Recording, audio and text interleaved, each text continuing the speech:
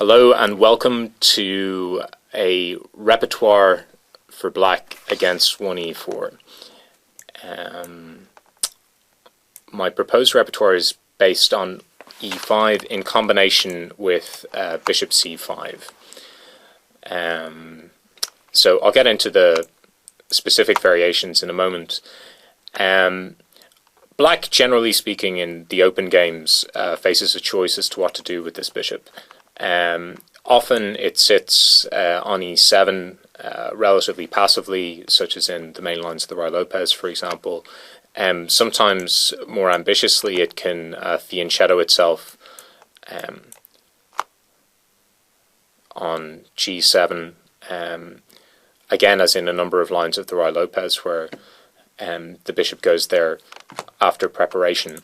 Putting the bishop on c5 has pros and cons. On the plus side, the bishop is, or tends to be, more active on c5 than on either of e7 or g7. It's placed on the a7 g1 diagonal, so it's attacking the f2 pawn, which is important for certain lines where white makes mistakes very early in the game, and might allow a shot on that square. But it also, for instance, has more central influence. It's controlling the d4 square, which is a very important strategic square from white's perspective. White would generally like to push d4, perhaps supported by c3, in order to increase and consolidate his central space advantage. So those are the plus sides of bishop c4. It also has some drawbacks.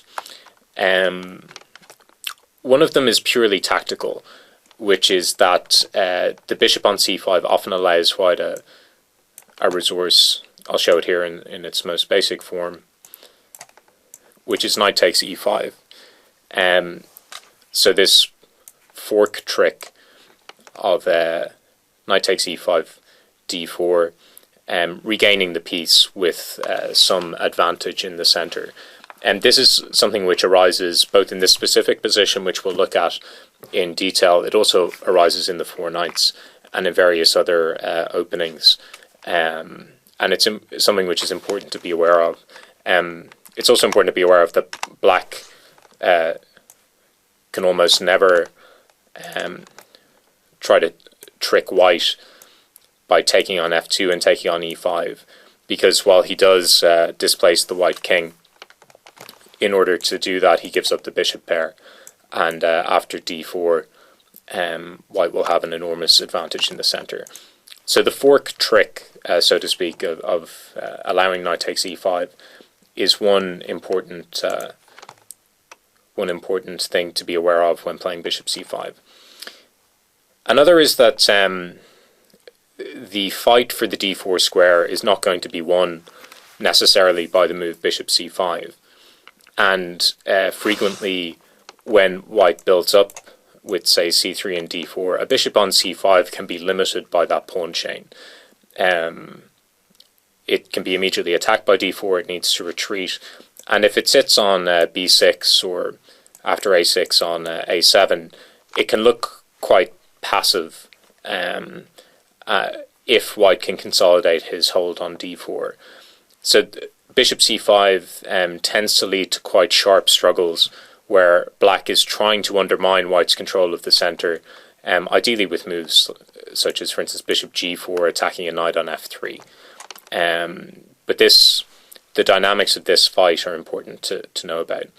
It's also important to note that when the bishop abandons the king side, so it goes to c5 and then, for instance, black plays with d6, white frequently can play with bishop g5, pinning a knight on f6, and that brings its own characteristics into the position. Bishop g5 is rarely something which black needs to worry about with a bishop on e7. With a bishop stuck on the queen side, bishop g5 can be more of an issue.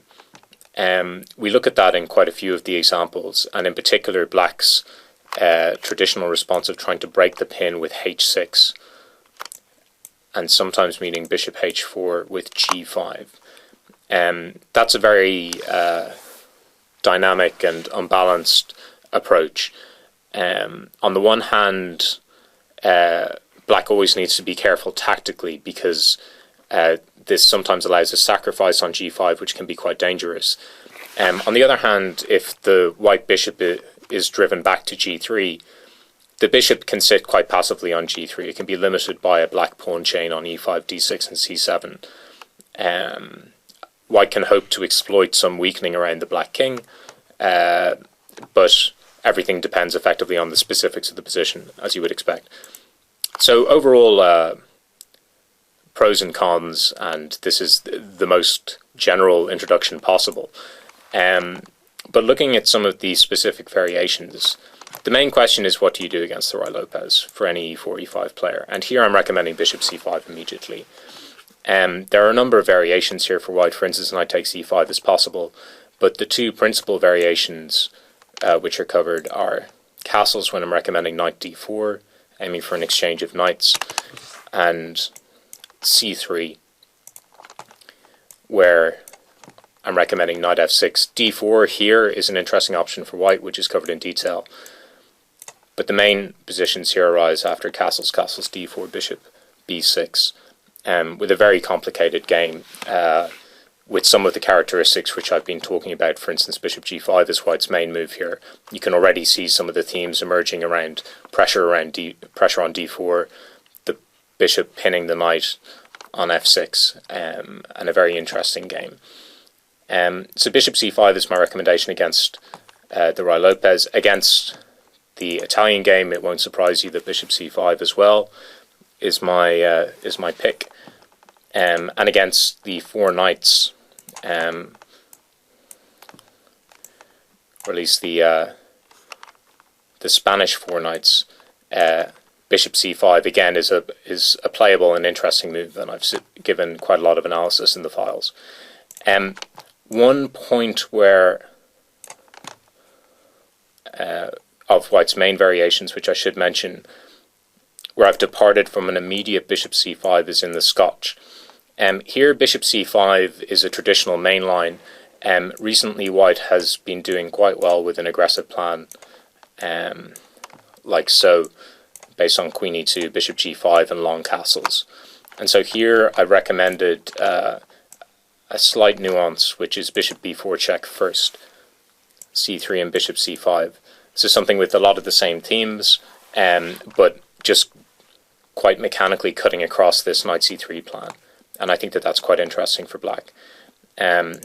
Otherwise, bishop c5 is playable in quite a lot of variations. So, for example, in the King's Gambit, bishop c5 is my pick. This is one of the best variations from black's point of view in which to play bishop c5, in my opinion. In the Vienna, for example, with g3, again I've recommended bishop c5 followed by knight d4.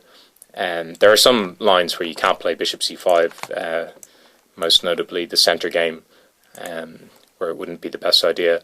But overall it's something which is playable in pretty much or across a wide range of positions in the open games. And I do think, having prepared all this material and having gone through it for this DVD, I hope that you'll notice some of the similarities between apparently disparate variations. So how you can borrow a theme from, for instance, the Ruy Lopez and apply it in the Italian game or in the King's Gambit. The same themes do repeat themselves across these lines, and that's one of the benefits of setting a repertoire out on a basis like this. So I hope that you enjoy the material, and I hope that you can use this line with success in your own games.